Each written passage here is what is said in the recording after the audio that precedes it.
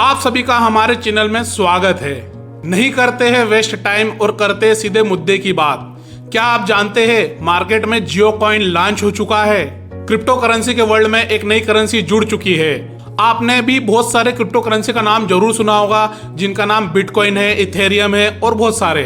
इस वीडियो में आपके बहुत सारे सवाल होंगे और बहुत सारे सवालों का जवाब मैं देने की कोशिश करूंगा कि ये क्या लीगल है या इलीगल है, क्या इसके पीछे कोई अथॉरिटी होती है या नहीं, क्या इसमें इन्वेस्टमेंट करना सेफ है या नहीं, क्या इसे एज अ शेयर मार्केट तरह देखा जाए और इसके क्या क्या कॉन्सिक्वेंसेस हो सकते हैं। तो चलिए शुरू करते हैं। बात की शुरुआत करते हैं सबसे पहले जियो कॉइन से। मार्केट में जियो करेंसी, जियो क्रिप्टो कॉइन लॉन्च हो चुका है। अगर आप इसको अर्न करना चाहते हो तो आपको कुछ नहीं करना है, आपको प्ले स्टोर में जाना है और जियो स्पेयर ऐप डाउनलोड करनी है और उसे as a primary browser use करना है। आप इसमें सिर्फ इतना करिएगा कि आप जो भी वेबसाइट फॉलो करते हैं, जो भी एप्लीकेशन यूज करते हैं, for example YouTube, Instagram, Amazon, Flipkart for purchasing, तो आप इस ब्राउजर के थ्रू यूज कीजिए और जैसे जैसे आपका ब्राउजर टाइम बढ़ेगा, आप चीजों को इस्तेमाल करोगे तो आपको रिवॉर्ड के तौर पे जियो कॉइन मिलने लगेंगे, जिसका यूज आप आने वाले टाइम पे जियो मॉल, जियो ट्रेंड या जियो की ऑनलाइन सर्विसेज होती है, फॉर एग्जांपल जियो सिनेमा हुआ, जियो सावन ऐप हुआ म्यूजिक का, वहां आप इसका उपयोग कर पाओगे। आपके मन में एक सवाल जरूर उठ रहा होगा कि क्या जियो करेंसी या कोई भी क्रिप्टो करेंसी सेफ होती है, क्या ये लीगल है, क्या हमें इसकी ओर आगे बढ़ना चाहिए। तो मेरा आपको जवाब है कि हाँ, जियो कॉइन हो या कोई और क्रिप्टो करेंसी इंडिया में बैन नहीं है। इंडिया में इस पे 30% टैक्स लगता है और 1% टीडीएस एक्स्ट्रा आपको देना पड़ता है। थोड़ा और आगे बढ़े तो आपके मन में ये प्रश्न भी उठ रहा होगा कि हमें कौन सा कॉइन लेना चाहिए और कौन सा कॉइन नहीं लेना चाहिए।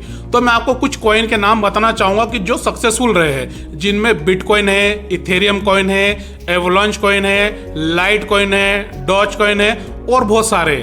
पर इसका मतलब ये नहीं कि सारे कॉइन सक्सेसफुल ही होते हैं। बहुत से कॉइन फेल भी हो चुके हैं, for example Luna coin, Celsius coin, LCC coin और बहुत सारी लंबी रेंज है।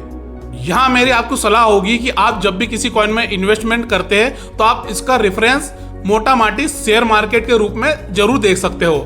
हाँ, ये शेयर मार्केट के तौर पे एग्जैक्ट तो नहीं है, पर आपको एज अ रेफरेंस समझने के लिए वहां से समझ सकते हो कि जिस कंपनी को लंबा टाइम हो चुका होता है, जो लंबे सालों से, लंबे समय से टिकी हुई है, जो लोगों को प्रॉफिट दे रही है, उसी तरह कुछ लंबे टाइम से टिके हुए कॉइन्स है जो लोगों को अच्छा रिटर्न दे रहे हैं। अगर मैं यहाँ आपको समझाना चाहूँ तो मैं एक प्राइम कॉइन, जिसे हम बिटकॉइन कहते हैं, जो इन सब करेंसियों का बाप कॉइन भी कहा जाता है, तो जब वो स्टार्ट हुआ था वो 2009 में, वो ₹1 या $1 से भी बहुत कम था और आज उसकी वर्तमान वैल्यू 90 लाख के करीब ट्रेंड कर रही है और यूएस डॉलर की बात करूं तो 1 लाख यूएस डॉलर से भी ज्यादा।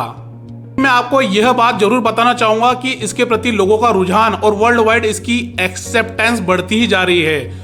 कुछ ऐसे देश है, for example El Salvador, central African republic, जहां इनको as a legal currency, legal tender accept किया जाने लगा है। यहां मैं आपको एक बात जरूर बताना चाहूंगा कि अमेरिका हो या कनाडा हो या यूरोपियन बहुत सारी कंट्रियां, जहां आप इसको एज अ प्राइम करेंसी के तौर पर साइड बाय साइड यूज कर सकते हो।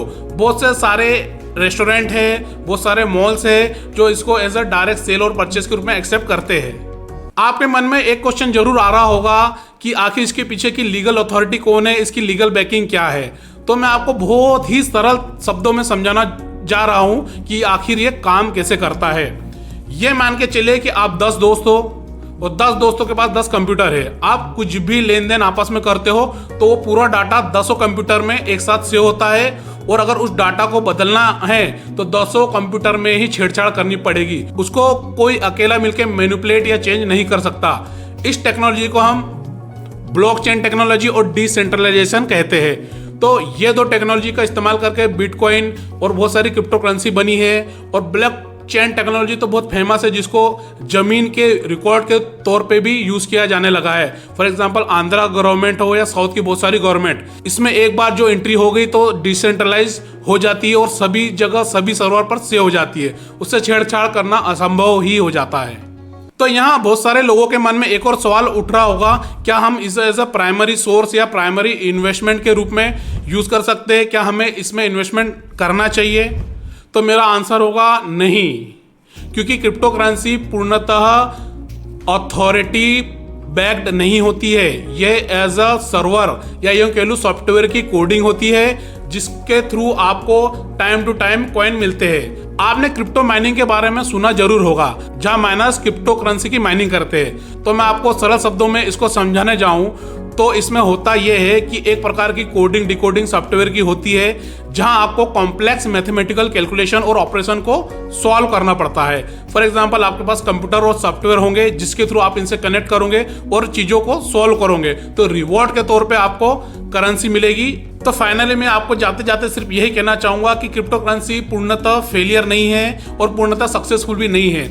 आप इसमें इन्वेस्टमेंट कर सकते हो, पर मेरा आप सभी से यही संदेश रहेगा या आप सभी को यही सुझाव देना चाहूंगा, एज अ इसको प्राइमरी बिजनेस या प्राइमरी सोर्स के रूप में ना देखिए, क्योंकि इसके पीछे की लीगल अथॉरिटी कब चेंज हो जाए या कब इस चीज को नल पे ले आए, इसका कोई भरोसा नहीं है। हाँ, पर कुछ सेफ एंड सिक्योर कॉइन में आप टाइमली इन्वेस्टमेंट कर सकते हो और अच्छा रिटर्न प्राप्त कर सकते हो, पर इस पे आप टिके न रहिए। अगर आप यहाँ तक आए होंगे तो आपसे एक जरूर निवेदन है कि चैनल को सब्सक्राइब जरूर करिएगा, जिससे हमें सपोर्ट और मोटिवेशन मिलता है और आपके पास हमें अच्छी इंफॉर्मेशन पहुंचाने का जरिया मिलता है।